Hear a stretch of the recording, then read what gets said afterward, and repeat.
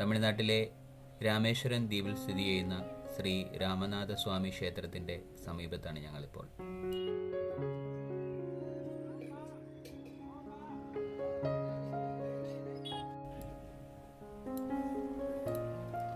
Road മാർഗം മധുരയിലെത്തി മധുര മീനാക്ഷി അമ്മയെ ദർശനം നടത്തിയ ശേഷം ഞങ്ങൾ ഇന്നലെ വൈകിട്ടോടെയാണ് രാമേശ്വരത്തേക്ക് എത്തിയത്. ഇന്നലെ വൈകുന്നേരം തന്നെ ദർശനം നടത്താനായിരുന്നു ആദ്യം ഉദ്ദേശിച്ചത്. ഇവിടെ വന്നപ്പോഴാണ് മനസ്സിലായത് നേരെ നമ്മൾ ദർശനത്തിനായി പോകുകയല്ല, അതിനു മുമ്പായി 23 തീർത്ഥക്കുളങ്ങളിൽ കുളിച്ച ശേഷം വേണം നമുക്ക് ഭഗവത് ദർശനം നടത്തുവാനെന്നും. രാമേശ്വരത്തെത്തി ഞങ്ങൾ ക്ഷേത്രത്തിന് ഏകദേശം 500 മീറ്റർ ഓളം മാറിയാണ് ഒരു ഹോട്ടലിൽ റൂം എടുത്തത്. വണ്ടി പാർക്ക് ചെയ്യാനുള്ള സൗകര്യം കൂടെ കണക്കിലെടുത്താണ് ഇത്രയും മാറി റൂം എടുക്കേണ്ടി വന്നത്. ആ തീർത്ഥങ്ങളിൽ പ്രഥമ സ്ഥാനമുള്ള അഗ്നി തീർത്ഥത്തിലേക്കുള്ള യാത്രയിലാണ് ഞങ്ങളിപ്പോൾ. പ്രധാന ക്ഷേത്രത്തിൻ്റെ കിഴക്കേ ഗോപുരത്തിന് അഭിമുഖമായി സ്ഥിതി ചെയ്യുന്ന കടൽ തീരം തന്നെയാണ് അഗ്നി തീർത്ഥമായി അറിയപ്പെടുന്നത്. പാതയുടെ ഇരുവശവും മഠങ്ങളാൽ നിറഞ്ഞിരിക്കുന്നു. സമീപത്തായി ഒരു ചെറിയ ദേവീക്ഷേത്രവും കാണാം.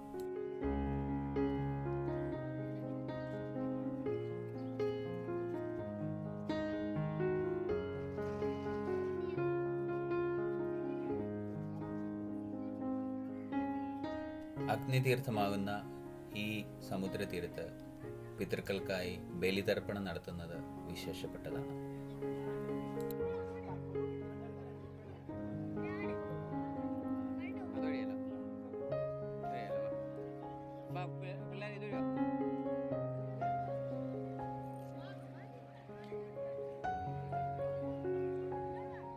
ധാരാളം പശുക്കളെ നമുക്ക് ഈ ഒരു ഭാഗത്ത് കാണാൻ സാധിക്കും.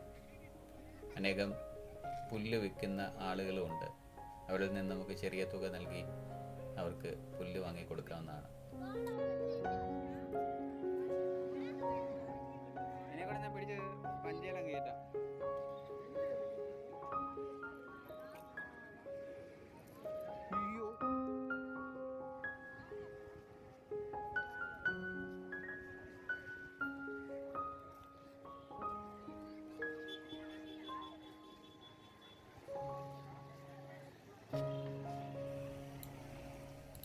പിതൃതർപ്പണം നടത്തുന്നവർ അതിനുശേഷവും അല്ലാതെയുള്ളവർ നേരെ തീർത്ഥത്തിലേക്ക് ഇറങ്ങി മുങ്ങാവുന്നതാണ്.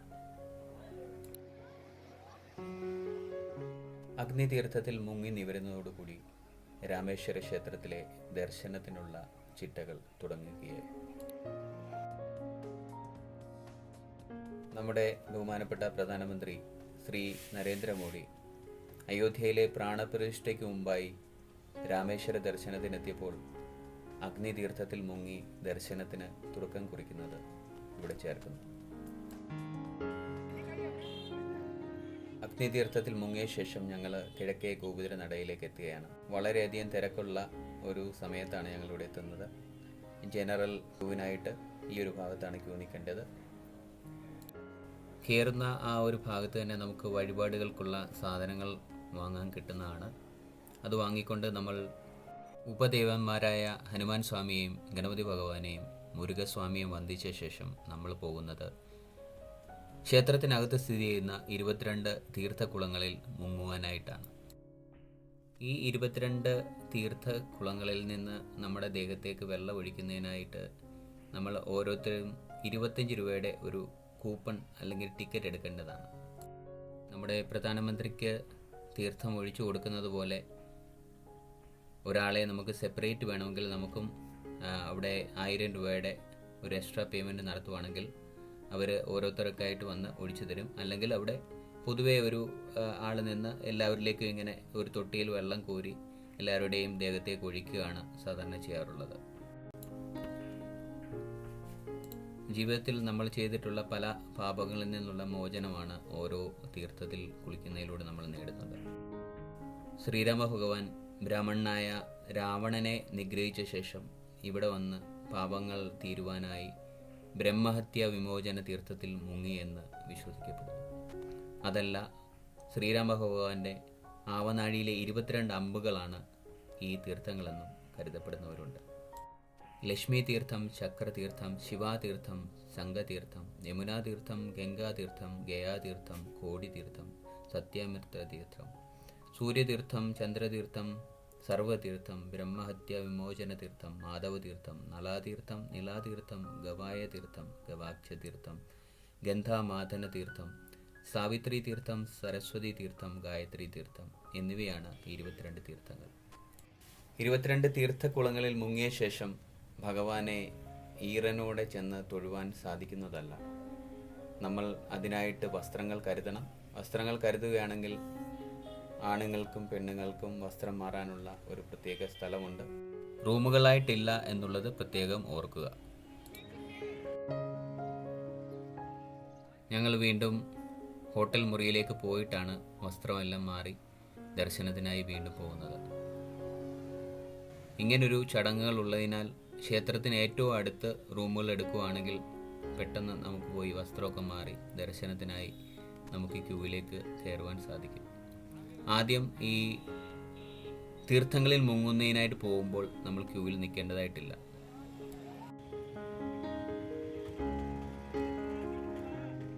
ഈ ഹോട്ടലുകളെല്ലാം ക്ഷേത്രത്തിന് ചുറ്റുപാടുമാണെങ്കിലും വലിയ ഒരു ക്ഷേത്ര സമുച്ചയമായതിനാൽ കിലോമീറ്ററുകളോളം നമ്മൾ നടക്കേണ്ടതായിട്ടുണ്ട്.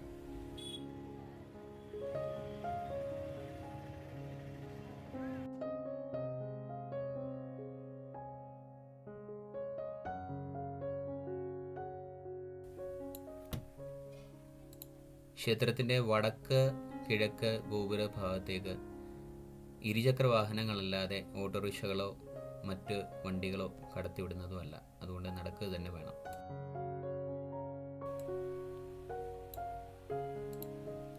ഒരിക്കലെങ്കിലും ദർശനം നടത്തേണ്ട ഒരു ക്ഷേത്രം തന്നെയാണ് രാമേശ്വരം ശ്രീ രാമനാഥ സ്വാമി ക്ഷേത്രം. പല രീതിയിൽ നമുക്ക് അകത്തേക്ക് പ്രവേശിക്കാം. ജനറൽ ക്യൂ ഉണ്ട്, VIP ക്യൂ ഉണ്ട്. VIP ക്യൂ ആണെങ്കിൽ ഏകദേശം 200 രൂപ അടയ്ക്കേണ്ടി വരും. ഏകദേശം 2 മണിക്കൂറോളം സമയമെടുത്താണ് നമ്മൾ തൊഴേണ്ടി വരുന്നത്.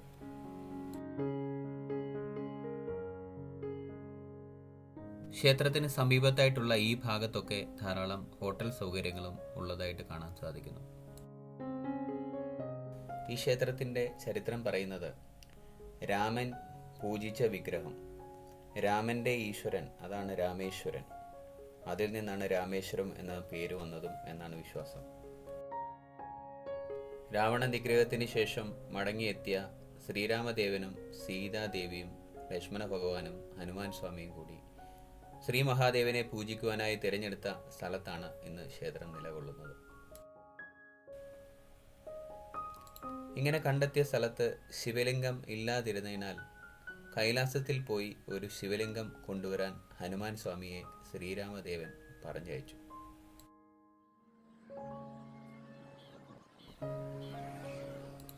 കൈലാസത്തിൽ പോയി മടങ്ങിയെത്തുവാൻ ഹനുമാൻ സ്വാമി താമസിച്ചപ്പോൾ സീതാദേവിയും ശ്രീരാമസ്വാമിയും കൂടി അഗ്നിതീർത്ഥക്കരയിലെ പൂഴിമണ്ണ് കൊണ്ട് ഒരു ശിവലിംഗം ഉണ്ടാക്കുകയും അതിൽ പൂജ അർപ്പിച്ചു എന്നുമാണ് വിശ്വാസം.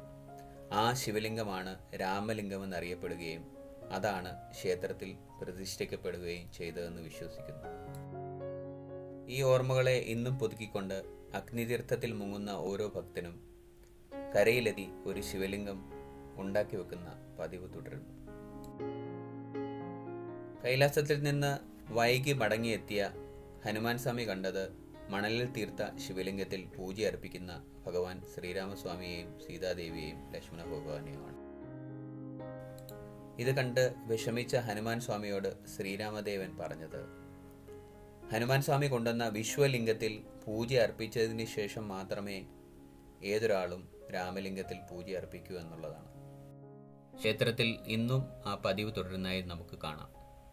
ഹനുമാൻ സ്വാമി കൈലാസത്തിൽ നിന്ന് കൊണ്ടുവന്ന വിശ്വലിംഗത്തിൽ പൂജ അർപ്പിച്ചതിനോ ദർശനം നടത്തിയതിനു ശേഷം മാത്രമേ ശ്രീരാമദേവൻ പ്രതിഷ്ഠിച്ച രാമലിംഗത്തിലേക്ക് നമുക്ക് ദർശനം നടത്തുവാനോ പൂജ അർപ്പിക്കുവാനോ സാധിക്കൂ. രാമേശ്വരം ക്ഷേത്രത്തിലെ ഈ ഇടനാഴികൾ ലോകത്തിൽ തന്നെ ഏറ്റവും നീളം കൂടിയതാണ്.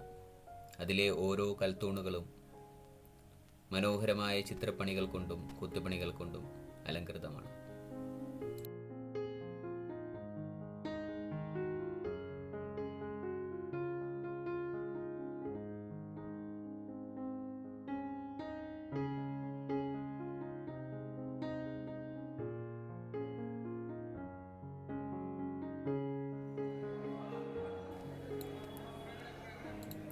നിയമപ്രകാരം ഫോട്ടോഗ്രാഫി ക്ഷേത്രത്തിൽ നിരോധിച്ചിരിക്കുന്നതാണ്. എങ്കിലും ഈ ഇറങ്ങി വരുന്ന ഈ ഭാഗത്ത് എല്ലാവരും ഫോട്ടോയും മറ്റും എടുക്കുന്നത് നമുക്ക് കാണാൻ സാധിക്കും.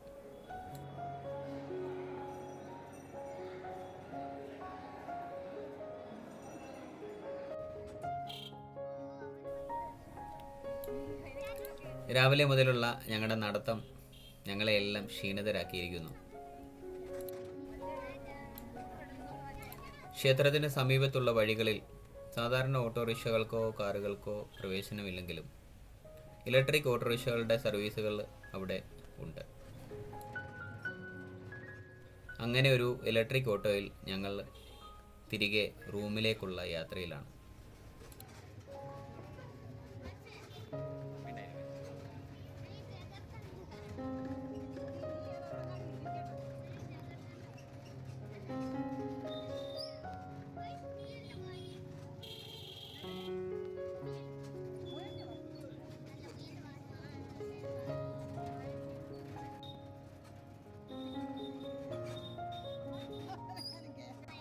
ഞങ്ങളങ്ങനെ കിഴക്കേ ഗോപുരത്തിലൂടെയാണ് തൊഴാൻ കയറിയതും പുറത്തിറങ്ങിയതും. അതിനുശേഷം ഓട്ടോയിൽ കയറി തെക്കേ ഗോപുരവും പിന്നിട്ട് പടിഞ്ഞാറേ ഗോപുരത്തിൻ്റെ ഭാഗത്തേക്ക് ഞങ്ങൾ പോവുകയാണ്.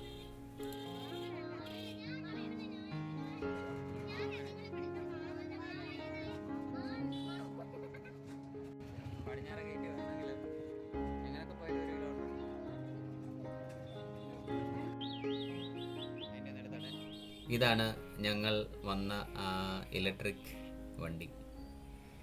ഏകദേശം 30 രൂപയോ മറ്റോ ആണ് അവർ കിഴക്കേ ഗോപുരത്തിൽ നിന്ന് പടിഞ്ഞാറേ ഗോപുരത്തിലേക്ക് ഈടാക്കിയത്.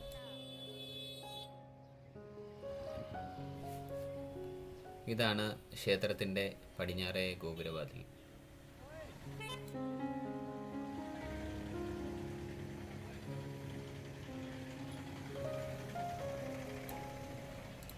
ഞങ്ങൾ ഈ പടിഞ്ഞാറേ നടയിലുള്ള ഒരു ശരവണ ഭവൻ ലക്ഷ്യമാക്കിയാണ് ഇപ്പോൾ നടക്കുന്നത്.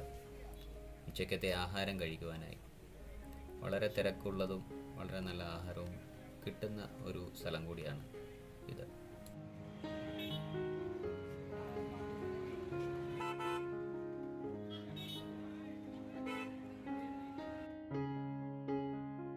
ഹോട്ടലിലേക്കുള്ള പ്രവേശന കവാടമാണ്. ഇന്ന് ന്യൂ ഇയർ ആയതിനാൽ അവിടെ ഒരു കോലത്തിൽ തന്നെ ഹാപ്പി ന്യൂ ഇയർ എന്ന് അവർ എഴുതിയിരിക്കുന്നു.